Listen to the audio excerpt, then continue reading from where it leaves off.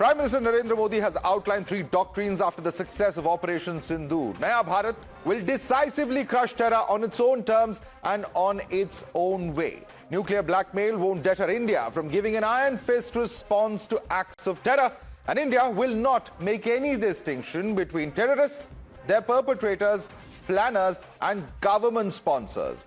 This message is loud and clear, that if you back and sponsor terror, get ready to face the wrath of Naya Bharat. This was the message that the Prime Minister reiterated today as well as he met Jawans at the Adampur airbase. The same airbase that Pakistan claimed to have struck with their own missiles. Operation Sindoor Bharat का new normal है। जब हमारी फौजें nuclear blackmail की धमकी की हवा निकाल देती हैं, तो आकाश से पाताल तक एक ही बात गूंजती है, भारत माता की जय। पाकिस्तान की गुहार के बाद भारत ने सिर्फ अपनी सैन्य कार्रवाई को स्थगित किया है। अगर पाकिस्तान ने फिर से आतंकी गतिविधि या सैन्य दुस्साहस दिखाया, तो हम उसका मुंह तोड़ जवाब देंगे। ये जवाब अपनी शर्तों पर, अपने तरीके से देंगे। आपको ये हौसला, ये जुनून, ये जज्बा ऐसे ही बरकरार रखना है। हमें लगातार मुस्तैद रहना है, हमें तैयार रहना है। हमें दुश्मन को याद दिलाते रहना है, ये नया भारत है। ये भारत शांति चाहता है, लेकिन अगर मानवता पर हमला होता है, तो ये भारत युद्ध के मोर्चे पर दुश्मन को मिट्टी में मिलाना भी अच्छी तरह जानता है। But viewers, what was equally important was not just what the Prime Minister said, but also the symbolism of the visit to the airbase. Because remember, for days Pakistan went to town claiming that they had effectively destroyed the S-400 missile systems in Adampur airbase, which happens to be one of India's largest air bases and also one that played a crucial role in the 1965 and 71 wars. But while Pakistan tried to convince the world that they targeted and struck the Adampur air base, what Pakistan is afraid to reveal is what exactly may have happened to their own nuclear bases. The Director General of Air Operations has claimed that India has not struck Kirana Hills, but renowned war historian and combat aviation expert Tom Cooper has a different story to tell. He claims that India did come close to the nuclear facilities in Pakistan and only did so once they completely obliterated Pakistan's air defense systems. So let me ask you, India and Indian Defence Forces have so far given no confirmations on striking any nuclear storage sites. In fact, at a press conference by the Defence Forces, they even jokingly said they didn't know where these existed. I want to ask you, because there is a lot of chatter on radioactivity, there is a lot of chatter on social media, on speculation in Western media, on how the American planes actually landed there to take control of the radioactivity. How sure are we that we did damage some of their nuclear storage facilities? There is a video clearly showing hits on entrances, on both entrances to this nuclear storage site, which means this has been confirmed, which means India has hit these entrances. So now, of course, Pakistanis, the few I've talked with, they say, no, this has hit entirely, and so on and so on. But I have a strong feeling, if you want, that India is not shooting, wildly missiles around the place where there are nuclear weapons stored. So overall conclusion is, okay, New Delhi does not want to further escalate. And one should keep in mind, Indian generals in particular, that means the top brass of your armed forces, they are stolidly conservative. They are overcautious, actually, in comparison to what the Westerners are doing, what the Russians are doing. They are not playing with such places like nuclear weapon storage sites. That they wouldn't, let anybody randomly shoot missiles in that direction. This is a clear message. We can hit you, and we can hit you where it hurts. So, conclusion is simply unavoidable. Pakistan cannot protect its own nuclear weapon storage sites, and Pakistan cannot even protect its air bases. Therefore, India is in position of clear advantage. There is nothing else to add to this. What the official New Delhi is then explaining in this regards, that is left to them, but facts are speaking for themselves. You're watching the News Hour at 10, debate number 1, on Times Now, Super Prime Time.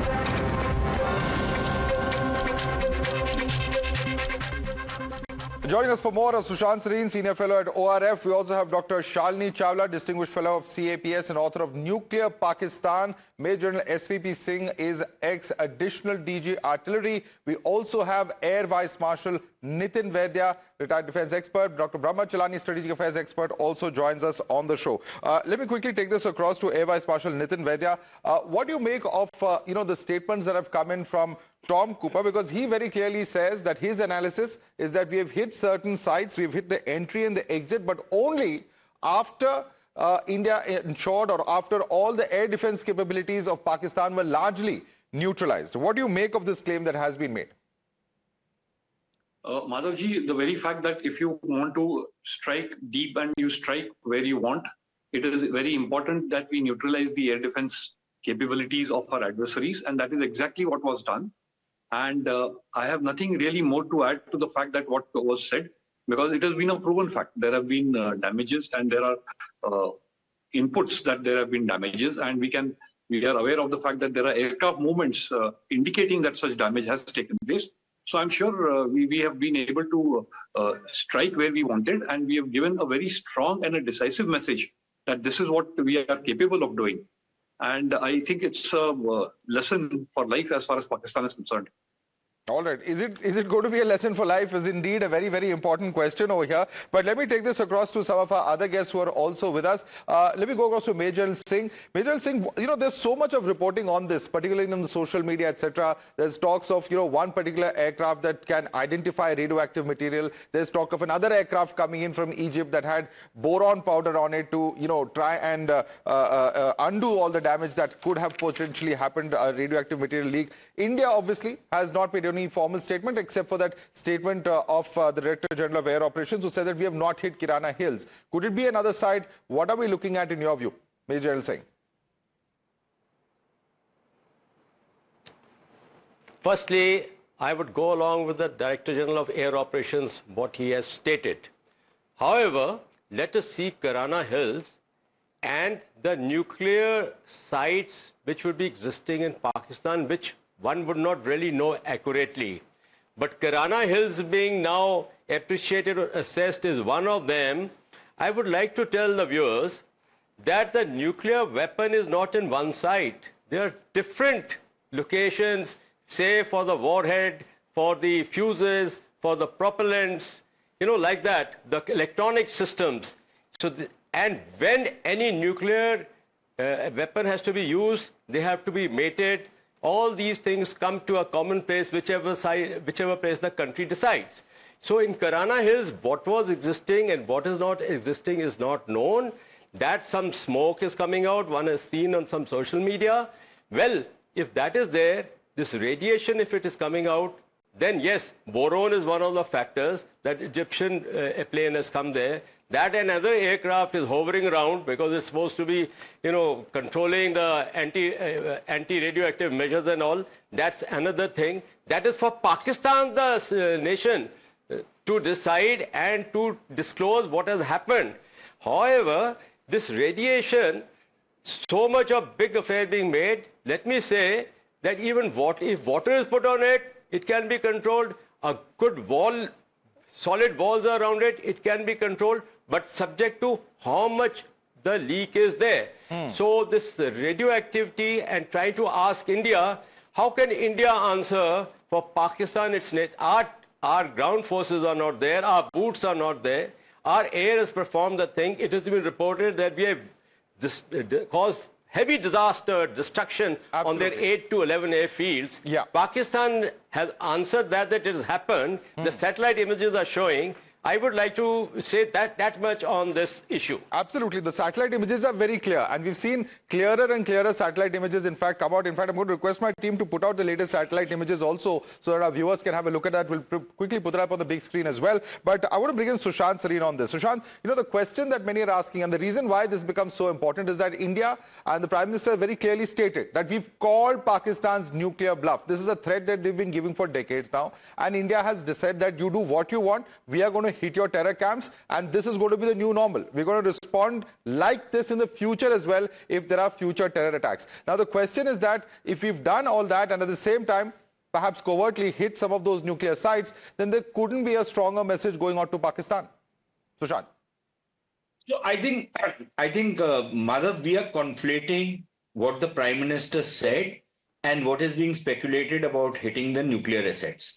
When we say that we have called Pakistan's nuclear bluff, what the Pakistanis were trying to do for almost 30 years, even longer actually, from around 87, 88, when they first leaked the fact that they've become fully nuclear, as usual to an Indian journalist. So this is also part of how the Indian journalism community operates. Anyways, that's a different topic. The point is that they have been doing whatever they've done, first in Punjab, then in Kashmir, then in other parts of India, under this nuclear umbrella, and always been holding out this threat at India, which prevented India from taking any punitive action in the face of relentless Pakistani terrorism that was being spread out here, being exported out here. So you had the parliament attack, we put our forces on the border, but then Mr. Vajpayee said, no, there is this nuclear factor. The whole world intervened. Then earlier in Kargil, the same thing happened. Later on a number of occasions, especially after the 26/11 attacks, we never did anything because, that time Dr. Manmohan Singh's government panicked that, no, there is this nuclear factor. We can't go beyond a certain threshold. I think that threshold has been blown to smithereens. That now we will not only do shallow attacks, which we did in 2016, we will not only do airstrikes again on a terror camp, which we did in 2019, but now we will hit you at every place possible. Everything is in the crosshairs. And if you try and spread terrorism out here, there will be hell to pay. The costs for doing terrorism in India have been raised, a demand which has been made in India for almost 40 years now. So that is the nuclear bluff which has been called. Okay. Right. Now on the other question, have we hit a nuclear site? I don't know. The armed forces guys and the intelligence guys and the people in government would know better. But I think there's a lot of chatter around this. There is something which has happened out there. There's a lot of smoke which is rising. What has also happened is that there is this speculation that has India hit a nuclear weapon site. We could have, because that would not be listed in the list which is exchanged between India and Pakistan on the 1st of January every year of nuclear facilities which are not to be attacked. So obviously the Pakis are not going to tell us where they store their nuclear weapons or missile systems or whatever else. Whether these were mated, not mated, I don't know. I don't think any one of us knows. But if they have not declared it, it's not part of that list, and something has happened out there, then I think it's par for the course. This is a warlike situation. If we've hit something, damn good for it. But let's wait and see. As of now, there are straws in the wind which suggest something has happened. but nobody can really say what has happened, and people who probably know what has happened are not saying. So absolutely, that's where we are. Let me bring in. I'm coming to you, Brahmachalani, in just a moment, but I want to bring in fact, Dr. Shalini Chawla, because you've written a book on Pakistan's nuclear program. What's the possibility of what Sushant is saying being really what has happened? Because is it possible that Pakistan would have not included perhaps some of its nuclear facilities, in the list that's shared with India? And could it have been inadvertent to that extent? Because several of these, nuclear sites are believed to be near where the Noor Khan base is. Dr. Shalini Chawla. So, the agreement which has been implemented since 1991, the exchange of information on the nuclear facilities, that's for the civil nuclear facilities. And obviously, those will not include the strategic locations, because that is something not to be included and not to be disclosed to each other. So, the answer for that lies there, that whether they're disclosed or not disclosed. The whole point is that I would obviously, the government of India says that we have not hit any of the nuclear facilities there. But, if they had hit, we had hit multiple air bases, and what we saw that there was massive panic and anxiety within Pakistan to kind of now bring this to an end after this, after we had kind of targeted the air bases. So maybe some damage, the damages came very close to the nuclear sites. That could have been the possibilities. All that we know through our work that, Noor Khan base is a base which is very close to their command and control facility. So that part would have caused significant anxiety, and obviously Pakistan did not know what to do, and the answer to their mind was now to kind of go and de-escalate and stop the whole Indian strikes in whatever form. So I don't think that the facility was hit. I would like to believe the government of India. And if it was hit, if there is a radioactivity and if there is a leak, this is not something that can be hidden, because it has long-term repercussions on the environment, on water, on vegetation. So this will definitely come out sooner or later if that was the case. I personally feel that nothing of that sort happened and no leakage was there, because we did not see anything. Yes, there have been reports of the aircrafts there which are kind of carrying these chemicals which neutralize it, but nothing more than that. All right. Dr. Brahmachalani, Pakistan's not even coming out and giving us details of the full extent to which its air bases have been attacked, so perhaps we can expect very little from them, even if these reports are true. But what's your analysis of what really is playing out as far as the speculation surrounding the strikes impacting upon Pakistan's nuclear facilities? By some reports, there's the entrance and exit of some facilities that have been targeted. I can't comment on speculation, but on the annual list that is exchanged by India and Pakistan, as Shalini has rightly pointed out, neither country incorporates its weapons storage facilities. Those are secret. India doesn't disclose where it's storing weapons, nor does Pakistan disclose where it stores weapons. Obviously, as Major General was pointing out, Pakistan's nuclear weapons are dispersed across the country. It would be foolish on the part of Pakistan to store them in one place. So taking out Pakistan's crown jewels will be difficult for any country. The reason why Pakistan has dispersed its nuclear weapon assets is because at one time they feared an outside power could intervene and take out their crown jewels. Not India. At one time they feared the US intervening. But the important thing is this, that with every Indian military operation, India has escalated. 2016 surgical strikes, then 2019 Balakot airstrike, which when Pakistan site was hit deep inside Pakistan, and now a campaign that actually struck facilities from Rawalpindi to Karachi, and right in Sindh, for example, two key military sites were bombed: Sakar Air Base as well as the air defense system in Karachi cantonment. I think that really shows how, with every operation, India has gained confidence that it can actually call out Pakistan's nuclear bluff. India has demonstrated that meaningful military retaliation is possible without crossing the nuclear weapons threshold, and it has punctured the myth of Pakistan's nuclear shield, that it can export terrorism by sheltering behind this nuclear shield. In fact, with the latest Operation Sindoor, India has crossed an important psychological and tactical threshold. Right. India has redrawn the boundaries of escalation and sent the clear message that proxy war will no longer go unanswered. I think that is the most troubling thing for Pakistan, and by the way, for the US. We should not forget that the US and China helped Pakistan build the bomb. They helped Pakistan build the bomb for a reason. The reason was that Pakistani nukes, in their perception, would block India from gaining regional preeminence in South Asia. And it's also interesting to look at what the US media, the mainstream media in the US is not Trump administration friendly.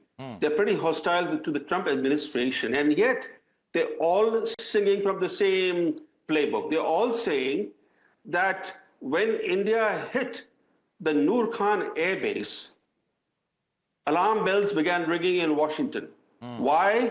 Because the hit on Noor Khan air base, explosions going off at Noor Khan, made the Americans realize that India could actually potentially decapitate Pakistan's nuclear command and control. That's when Vance overnight changed his stance. He had said the day earlier that this is not a conflict in which in which the Americans should get involved, and the next day he intervened and called Prime Minister Modi. So the Americans, in a way, sought to save their major non-NATO ally Pakistan from the consequences of its own actions. By compelling India to cease all military hostilities, they have saved Pakistan. All right. Speaking of the United States, in fact, sorry I'm interrupting you, but there's a reaction coming in of President Donald Trump. It's a fresh statement he's made over India and Pakistan ceasefire. He says, we must speak about trade and not nuclear missiles. He further goes on to say that he's spoken to leaders of both nations. Listen in. Just days ago, my administration successfully brokered a historic ceasefire to stop the escalating violence between India and Pakistan. And I used trade to a large extent to do it. I said, fellas, come on, let's make a deal. Let's do some trading. Let's not trade nuclear missiles. Let's trade the things that you make so beautifully. It all stopped. Hopefully it'll remain that way, but it all stopped. I was very proud of Marco Rubio and all of the people that worked so hard. Marco, stand up. What a great job you did on that. Thank you, J.D. Vance. I think they're actually getting along. Maybe we can even get them together a little bit, Marco, where they go out and have a nice dinner together. Wouldn't that be nice? So, John, this is exactly what Brahma Chelani was saying a short while earlier. For the US, it's ultimately going to be about their strategic interest, and perhaps that's the case with every country. But in this particular case, their interest is also in propping up Pakistan, a country which, they have had close ties for various reasons over the past several decades. And clearly, of course, it's Pakistan that went to the US crying uncle. And that's what's led to this kind of a situation that we're seeing as far as a cessation of firing is concerned. It's not being called a ceasefire as such by the government, isn't it? Madhav, a couple of things. Number one, I think just as a fact check, Donald Trump didn't talk to anyone and he didn't talk about trade to anyone. The people who did talk to somebody were Rubio and Vance. So when Trump says, I spoke to people, he didn't speak to anybody. I think let's be very clear about it. Number two, Donald Trump talks a lot of trash talk. So a lot of what he says need not necessarily be taken seriously. For example, they can go and have a nice dinner. Okay, if that's the kind of guy he is, that's the kind of guy he is. I don't see any reason why we need to respond to it. Number three, on the more substantive question that has been raised by Brahma, I think that is something which is now suddenly once again coming into play. There has been a perception in India that the Americans have moved away from the Pakistanis completely. But obviously, this episode tells us that that has not happened. They're continuing to cultivate these fellows. They continue to, they use leverage over them in their own interest and in their own cause. They never used the leverage over the Pakistanis when they could have, when they were in Afghanistan.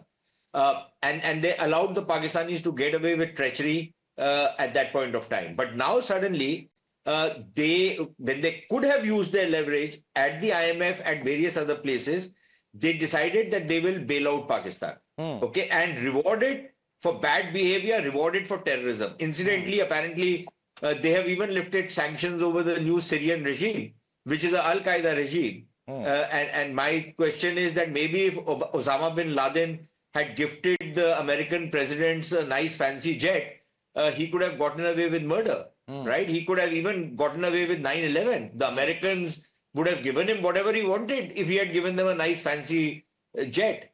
I think that's the level to which American presidency and American governance has been reduced. So I think we will also need to reevaluate a lot of, our strategic orientation. If this is going to be the attitude of the Americans, then obviously there will be a rethink in India as to how we are now likely to proceed.